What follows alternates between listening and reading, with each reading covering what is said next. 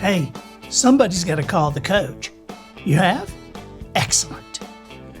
Good morning, afternoon, or evening. You are listening to the Professional Noticer. Hello, everyone. I'm Andy Andrews. Hey, thank you for making me a part of your week. My purpose here today and with every show we do is to play the part of a best friend or a coach. I want to help you live the life of your wildest dreams by giving you access to the greatest mentors the world has to offer today. Our sponsor this week is ITAM.org. That's IAITAM.org. They're the only global member-based training organization dedicated to meeting the needs of IT asset management professionals. You can go to school on this with an online program and get a degree that is in huge demand. You want to know what companies depend on ITAM to train their asset managers? Go to IAITAM.org and look through their client list. I'm telling you, it's everybody from Sony Pictures to NASA to the United Nations. That's IAITAM.org. Observations and answers, that's what we do here on the Professional Noticer. And today we have a treat. We have somebody that has, he has been observed for many years and is an answer to a lot of questions. He has 7 NFL records today that still stand. And I want to welcome a guy that you already know, but there is something special that we want to reveal on today's episode of the Professional Noticer. Please welcome Tim Brown. Tim, how are you? I'm doing good, sir. How are you? I'm great, man. I'm great. To have followed your career and then become aware of this very special designation that you're partnering with NFL Films to do a thing called the Perfect 10, right? Yes. And I'm going to tell everybody, this is amazing to me, but there are only 10 people who have won the Heisman Trophy and then also ended up in the Pro Football Hall of Fame. And you're the only wide receiver to have ever done it. Yes, sir. Well, there's only been 2 or maybe 3. We had a wide receiver to win the Heisman this year, Desmond Howard.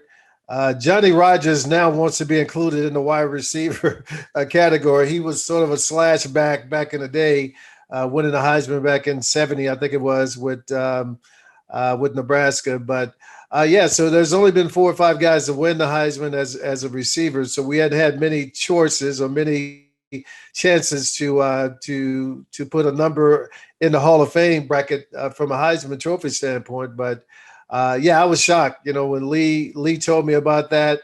I didn't believe him. I mean, I thought, he had too much that funny Kool-Aid or something. And, so I literally got on the bus and Googled it up. And at that time, Google hadn't updated it to me. So they were only showing 8 guys. And I was really blown away by it. Right. And so Charles Woodson now makes 10. And so Yes. With the NFL Films, it's coming out next year, right? Or this year? Yeah, we're shooting for HOF's the Hall of Fame ceremony 22. Yes, sir. Yeah, and it's amazing when you put this in perspective. 12 people have walked on the moon, and so fewer people have won the Heisman and ended up in the Hall of Fame. Fewer people have done that than have walked on the moon. That's how rare the air is that you're in there. It really sort of brings it all home, and makes you think. Wow. I mean, if only 10 people do that, have done that, then I just think we weren't just put on this earth for that. You know what I mean? If we were able to accomplish that, then there has to be something else that we're able to do. And and that's part of the reason why we formed this H2H. Is to really look at what we can do as a group to help companies, to help nonprofits, to help people out there who are struggling. Mental health is a really, really big deal right now. And, we have a couple of folks that close to us who are dealing with that. So So it's an incredible opportunity. And when you talk about that man in the moon, the 12, I lose it, because I mean, it sort of takes you to another realm in life that you got to some kind of way try and get there.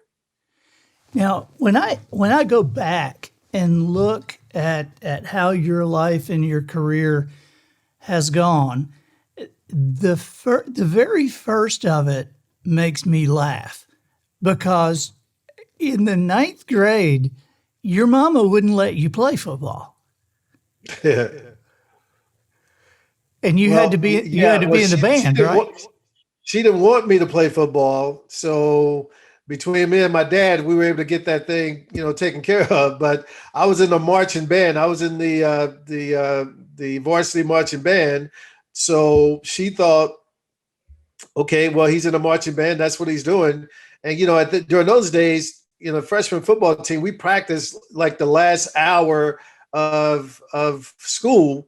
So it wasn't like I was coming home so late that she had to go, why are you coming home at 7 o'clock every night? Because I was still getting home at 4:30, 5 o'clock. Yeah, she had no clue, that I was playing. Me and my dad had a little something going on, and it was working pretty good. But Now, how did she that all find came out? How did she find out? well, yeah, it all came to a hilt in my sophomore year, because now I'm playing on the football team, and in Texas or in Dallas that year, there was a newspaper that would put out Sophomore Sensation for that month, Junior Sensation, whatever. And being that I was a sophomore, the first month of the football season, I won what they call the Sophomore Sensation award, and I was in the newspaper, on the front page of the sports newspaper. And so one of her friends saw it and told her that I was in the newspaper, and so I had a hard time till my dad got home that night. That's for sure, because she was on me white on rice, like white on rice, until my dad walked in, and he sort of took in the back room and calmed her down a little bit, and that was basically it. What instrument were you playing? I played I was a percussionist, so mostly I played the bass drum though. Okay. All right. All right. I was just curious. Yeah, yeah. And so then you went to Notre Dame, and that's where you won the Heisman. And that's really where I became aware of you. Sure. I'm an Alabama fan, and so when you guys beat us in 1973 in the Sugar Bowl, I just kind of didn't like anybody from Notre Dame for a long time. I get it. Believe me, I understand that. But then you had your career in pro ball, and what time do you look at when you're looking back? What person maybe was instrumental in shaping who you became, and especially your character? You are a very different guy, and you do care about, you care about using what you've accomplished for a greater purpose, and that's rare. Yeah, I think most of the time, as athletes, we're so used to getting put up on a pedestal and people heaping praises on us that becomes our norm, and that's what we expect from people. Well, I didn't come from that kind of family. I didn't come from a family that believed that heaping praises on people is the way that you make them grow. The story I like to tell is, my rookie year. After my rookie year, I come back home. I won the Heisman Trophy my last year in college. Made the Pro Bowl as a rookie. If you're going to play this sport, those are two pretty good years to have back to back. And so I can remember driving up, had my little sports coat on, and I get out the car, Justin, my mom is standing on the porch, and there's a sign outside the door that says, "Welcome home, Heisman Trophy winner, Pro Bowler Tim Brown." And come up to the porch, I greet my mom, and she's telling me how proud of me she is. And sort of under my breath, I'm not that arrogant, but under my breath, I'm like, "I know you are proud of me." You know what I mean? It's like, yeah, And so, she kept, hugging kids, whatever. And she said, "Oh, did you see the sign?" And I said, "Well, yeah, of course I saw the sign." She said, "Well, do you know why it's out here?" I said, "No." She said, "Because all of this is going to stay outside of my house. And when you Wow. come in my house, you're not going to be this guy." And so I went from, that to yes, ma'am, and that's basically who I've been ever since because my family has always treated me like I was a regular person. I one more story real quick. I can remember in 1991, never forget it because when I bought him a truck, he said, I'm never going. You'll never have to buy me another truck. This truck will take me in to glory, as he said, and it did. I mean, he passed in 2011. 20 years later, after I bought that truck, and he was still driving it. But I can remember going and we go buy the truck, come back to the house, and he's sitting there going, "Man, I really appreciate, man, you buying that truck, man. That's gonna take me into glory, all this stuff." And he was like, "Hey, can you go take the trash out?" It's like, bro, I just bought. I mean, can I get a day's rest off of that? When I look back on it, man, it really sort of paved the way for me to be a regular person.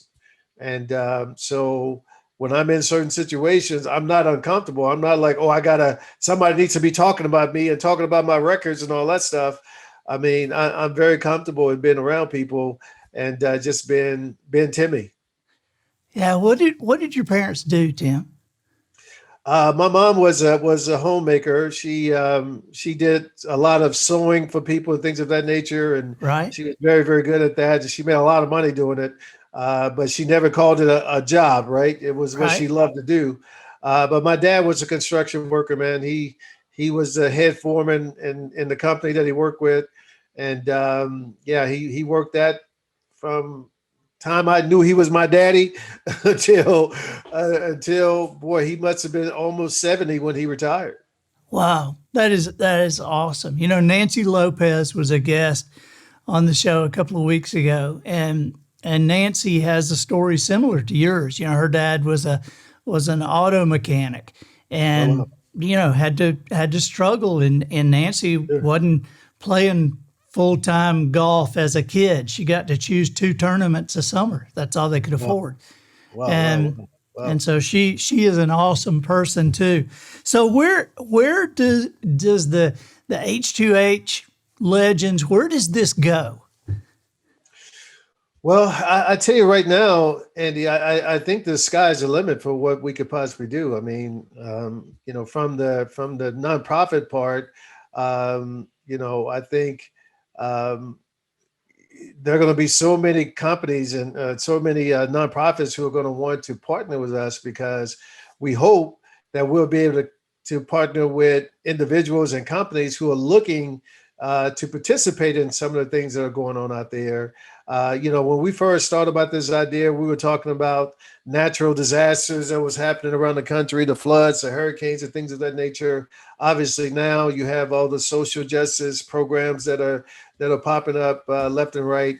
But we're not just going to be heavy there or heavy on the other side, but we really think that we'll be able to sprinkle in almost every major category that we want to when it comes to giving back or philanthropy. So I think from that standpoint, we're looking forward to that. From the business side, man, I'm still, not that I'm confused by it because I'm a business guy, I get it, but that's a totally different group that's looking into to doing that, man. And of course, they think this is one of the best opportunities out there for companies who want to partner with people who have proven that excellence is what they believe in. And so we'll see what happens with that. We've had a lot of takers so far, and don't really have any contracts in place per se, but certainly we have a lot of stuff on the table to look at.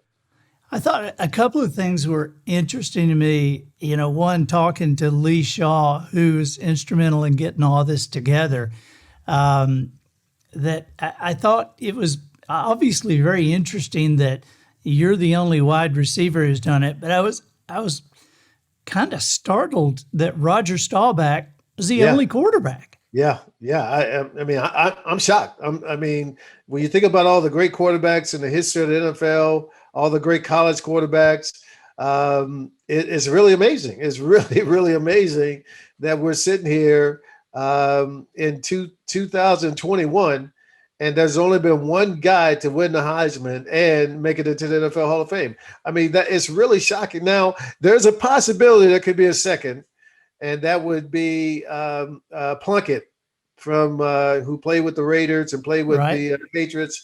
He won the Heisman. I know his name keeps popping up every once in a while for the Hall of Fame. So it'd be interesting to see. But I mean, that could be years away at this particular point. And there's no real quarterback. I mean, besides Cam Newton, but Cam would have to really turn it on the last 3 or 4 years of his career to finish on that high note.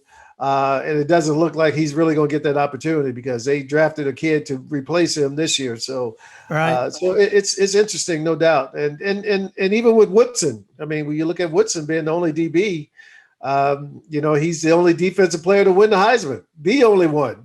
So, we always say though, and one thing that you always have to remind people is the Heisman is not a future predictor of NFL success. And certainly when you look back at some of the guys who have had issues on the field, then you see, most of the time it was injuries. Most of the time it was just a wrong situation. There's some guys who, like Bo Jackson, who certainly, if he would have stayed healthy, probably would have been, one of the few. But there's always something, and that's what makes this thing even more rare. That we were able to play 10, 12, 13, 15, 16, 17 years and be able to put up the numbers that we did to be in a position that we are in. Yeah. It's, two of the running backs that are in that 10, both are astonishing to me for just watching them both in different ends of the spectrum. One being Earl Campbell, who I don't know that I've ever seen anybody that brutal on the field. Right. I mean, and I never will forget hearing the announcer say he had 34-inch thighs. Right. And I'm like, that's bigger than my waist, And the other was Barry Sanders. I was just amazed. Now you are 6 feet tall, right? Yes. Which seems undersized, but maybe, I mean, considering Barry Sanders, what is he like? I don't know. 5'9", 5'8", 5'9", yeah. I mean, look, I was a Barry Sanders fan in college. Yeah. I mean, he got on my radar. He was on my radar because my senior year, he beat me out as for the kickoff return deal. Really? Because after I returned 2 punts back to back versus Michigan, nobody punted me or kicked me the ball for the rest of the year. So he ended up winning that. So that's how I knew about him, even then. Of course, in '88, he wins the Heisman, having an incredible year.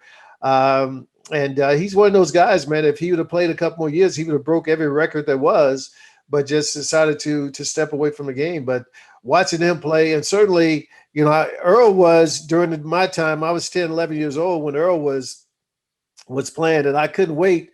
Every year, UT and Oklahoma play here in the Cotton Bowl in Dallas. And I can't tell you I got into the stadium the right way, but I got into the stadium. I can tell you that. And just to be able to see him play was really something to behold. I asked if you were 6 feet tall because Steve Young is a friend of mine, and Okay. Steve he has said that he was 6'1", and then when he went to the combine, they measured him and he was 5'11". But he still says today, he says, I'm 6'1" and I can prove it because my rookie card says I'm 6'1". Right. And if your rookie card says it, that's what it is. No doubt. So you guys, you have, I've just got a couple more questions. One is that you personally have been involved with helping kids and kids programs for a long time. Mm-hmm. And No, go ahead. I'm well, sorry. I was just going to say this this H2H, this Heisman to Hall thing, it provides something very unique because it provides you guys as a group a group platform that is very unusual, but it adds to your stature personally and allows you to do more and individually. And so what plans do you have for that? I mean, are you continuing on with work with the kids and that? Oh yeah. Well, now I hope I got more buddies who are going to help me work with the kids. Right. So I know Marcus has for years supported kids in California and now in Atlanta where he is. Roger Marcus Staubach Allen. has done incredible things. So these are guys, Barry and Earl, they've always done incredible things in the community. So now us coming together, helping each other. I mean, if what I do is good, how much better would it be if I got my brothers there with me by my side? You know what I mean? Yeah. So, Oh, yeah. I mean, how many more sponsors can we get in to be able to help even more kids?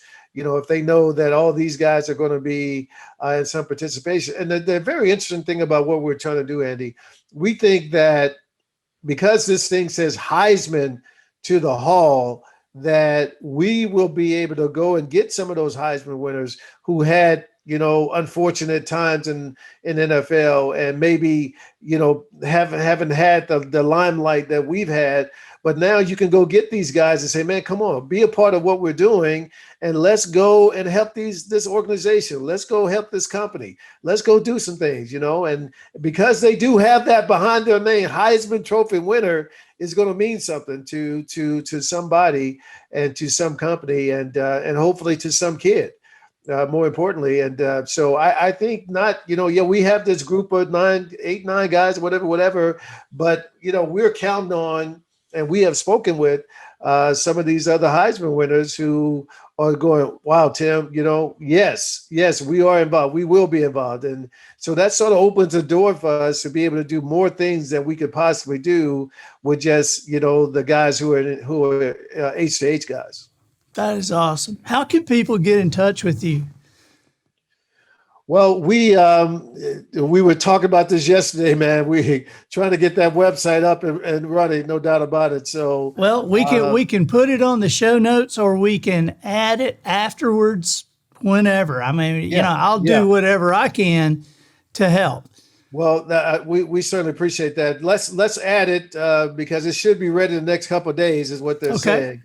All right. That way people put it on people will be able to contact us and to let us know exactly what is needed. And look, we're not going to be everything for everybody, but at the same time, we're going to be whatever we pick and choose to do. You can bet that we're going to come wholeheartedly with it. Well, buddy, I appreciate you being here. I've got to say, I am proud of you and for you. And this, I say that not because of what you've done, but because of who you are. And I really appreciate everything you're doing, man. Well, I appreciate that. I really do. And, to God be the glory, right? And that's how I look at it. I'm just happy to be in this position and to be able to see that there's more to be done. Hey, we've done incredible things on the football field. We left a legend, a legacy that people can equal, but you'll never be able to top, right? So, right. So from that standpoint, let's see what we can do off the football field. Most of the guys are doing incredible things already, but now let's see with H2H if we can do even more incredible things together. What you can do together. All right. Thank you, Tim. Thank you, sir. Appreciate your time. I'm Andy Andrews, the professional noticer, harnessing common sense and wisdom to plow through challenges all the way to an answer for you. And I think that'll do it for this week. Get us out of here, Matthew. So, ladies and gentlemen, and to the boys and girls who aspire to become ladies and gentlemen, we have reached the end of another episode of the Professional Noticer. In a world where common sense has become a superpower, I'm harnessing the tiny bit of mental energy I have for you, seeking wisdom, making observations, and endeavoring to answer tough questions in a way that will empower your family and your business. I'm Andy Andrews. Until next week, goodbye. This episode of The Professional Noticer was produced by Matt Limpert. The Noticer theme written and performed by Sugarcane Jane. Referee whistles provided to the cast and crew by Twinkle and Smoke of Beverly Hills. Additional financial consideration provided by the Insecurity Eradicator 3000. Do you feel incredibly self-conscious? Do you zero in on the tiniest of imperfections that you have? Well, get ready for them to be up close, in your face, and maybe make you cry a little. Introducing the Insecurity Eradicator 3000 app. The exposure therapy available right there on your phone. Simply take a picture of yourself and let the software do its thing. It will highlight every insecurity, blemish, scar, big nose, stupid set of eyebrows, and that goofy cowlick that you have, similar to the way a caricature artist might. Get ready to face your fears and see just what you need to get over. If you have big ears, get ready for those suckers to look like something that Dumbo would be put to shame with. If you're overly tall, get ready to look like an NBA player at a little people convention. If you're way too short, get ready to be as obnoxious as that dude who's really 5'8", but tells everybody he is 6'1". If your eyes are too big, get ready to look like a bush baby that's been punched in the stomach. And if you've got a nice set of buck teeth, get ready to look like you can cut down a forest with the best of the beavers. All these problems and more get highlighted to dramatic proportions and will scare the devil out of you for right half a second. Then you realize the real problem ain't so bad and life goes on. We also offer in-app purchases like the Thankful for My Face option. This adds an incredible amount of terrifying features to your face that were never there to begin with. This way, when you look in the mirror, you are thankful for your face. Try the Insecurity Eradicator 3000 today and experience just how odd you really do not look. Insecurity Eradicator 3000, available free in the App Store.